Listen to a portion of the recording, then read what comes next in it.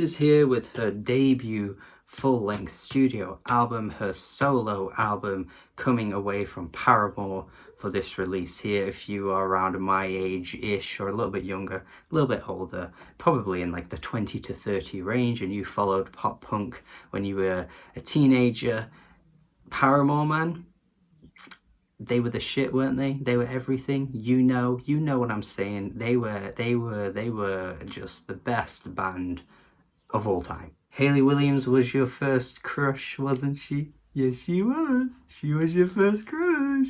And Paramore had a pretty fantastic run of albums, to be honest, for the genre of the 2000s, I think, because when you look back at some of those bands in that time period, some of them haven't aged all that well, or they've just done a Fall Out Boy and, you know, completely wrecked their career really by just putting out awful albums and gone like electronic, gone full on, just messy and awful.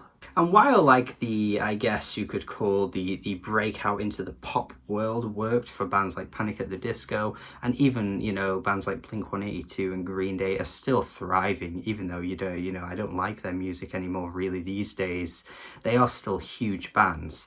But what Paramore did was break away from that sound, and they did it really well. Like the way that they came through with albums like their self-titled and also After Laughter, they really changed up their styles in a really tasteful way. Like, I do think there's some fantastic songs on the self-titled album as well as After Laughter. They showed versatility, and I think to see Hayley Williams break away in a solo capacity was only going to show us even more versatility, as she's kind of dabbled in and out of that solo career a little bit here and there with features every so often. It's always felt like she wanted to do it, but I don't know if she ever really knew exactly how to do it. But I think she's found the right time now with this new album here. She released it in a pretty weird way to me. I don't really like it when artists do this. I just want the album to come out. I don't really need like EPs, you know, clustered together. I don't need like part one of your double album and then halfway through the year, you know, give me part two. Like, I don't really like stuff like that, but you know, it doesn't really matter, because once the album is here, you can listen to it in full anyway and get everything you want from the album.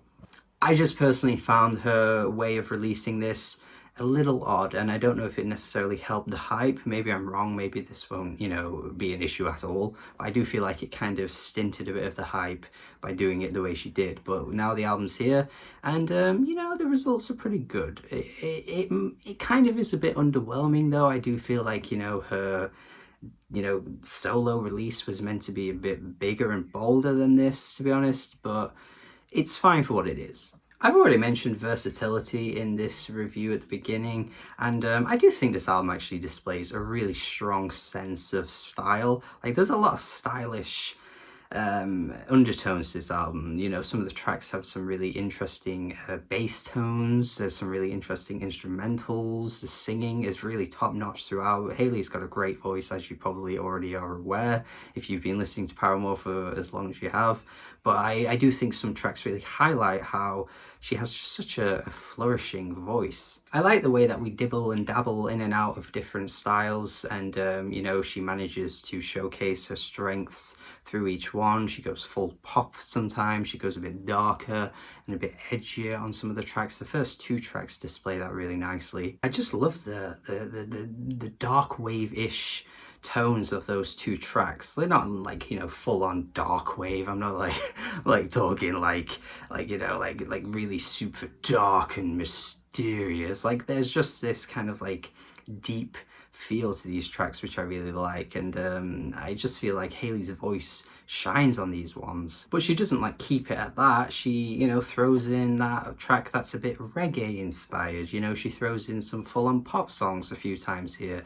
There's a lot to like about this album. There's lots of creativity that went into it, and really all kinds of things for everyone. Symma is a really good track though. I love the electronics that accompany this track. There's really nice synth backing for this track, and the way her vocals kind of like descend on the chorus, where she's like simmer, simmer, simmer, simmer, simmer down. I really like the touch of those vocals there. The track that follows it is very similar as well. I just think these two tracks create this sense of atmosphere that I really like, whereas some of the tracks later on in the album kind of lose that a little bit, and it's sort of become a bit nondescript. I don't really feel like My Friend has a great deal going for it. Just feels a bit too subdued and a bit too thin, really, to grab my attention like that. But it, you know, it's not really a bad track, but it just doesn't really pop in a way that really makes me, you know, get excited or get enthralled with what she's doing.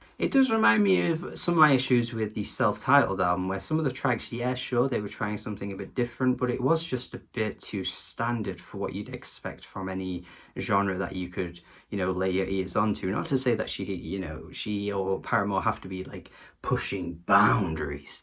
They don't need to be doing that, but there are some moments on that album and here where I'm just kind of like, this is too familiar. But Pure Love has a fantastic sing-along chorus to it, which I feel like, you know, is where Hayley is shining at her most. She just has this really passionate delivery. It's incredibly catchy as well. I've already mentioned that reggae sort of touches on this album, like on the track Dead Horse. This is such a great one too. It's really, really summery and upbeat. It honestly reminds me of some like early Nelly Furtado, to be honest.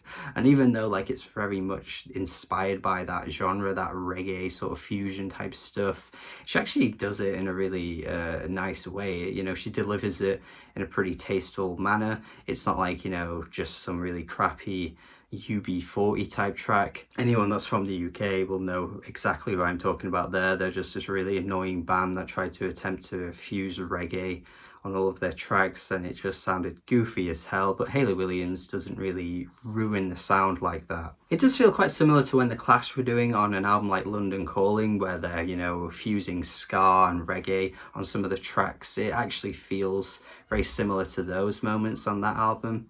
And there's some really sweet vocal performances on the track Roses. I really like this track on a vocal level because we have Boy Genius coming in with the backing harmonies and the backing vocals, and they all blend in really nicely with what Hayley's doing here. So there really are a lot of qualities to this album that I like. There's lots of good tracks here, but out of the 15 tracks, I could cut out a few. There's a few too many misses for me on this one. A track like Cinnamon,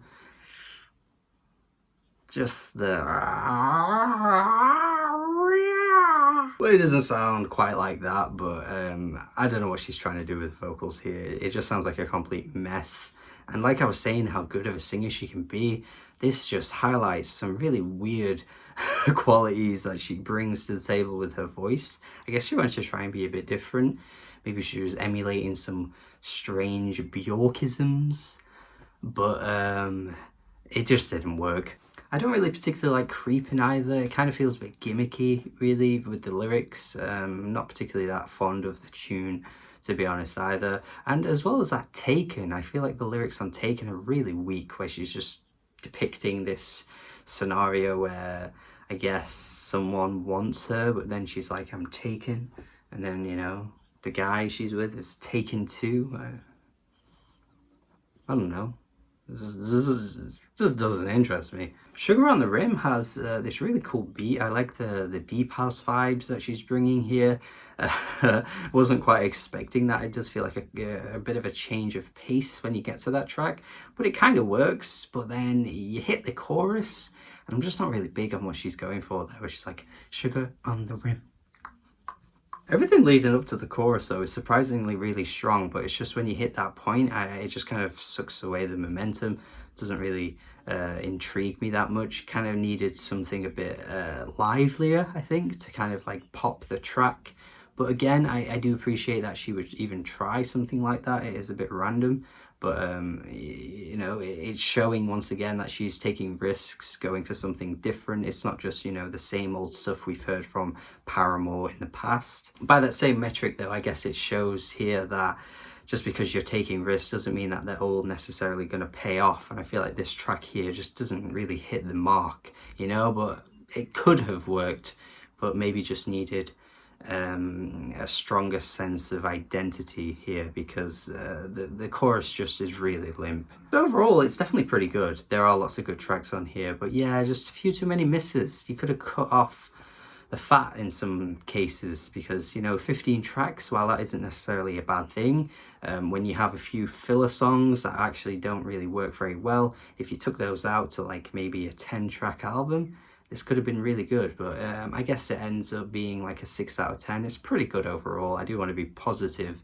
here, but just kind of disappointing in some aspects as well. I do think it's going to satisfy Paramore fans though. I think they're definitely going to find lots of things to like about this, but I'm not entirely sure of the longevity of this album. I feel as though most people will be quite happy to hear something from the band in a year or two, and they'll probably get more out of that, and I'm pretty confident I will too, to be honest. So thank you for watching. Let me know your thoughts on this review. Thank you, have a good day, comment, subscribe, and goodbye.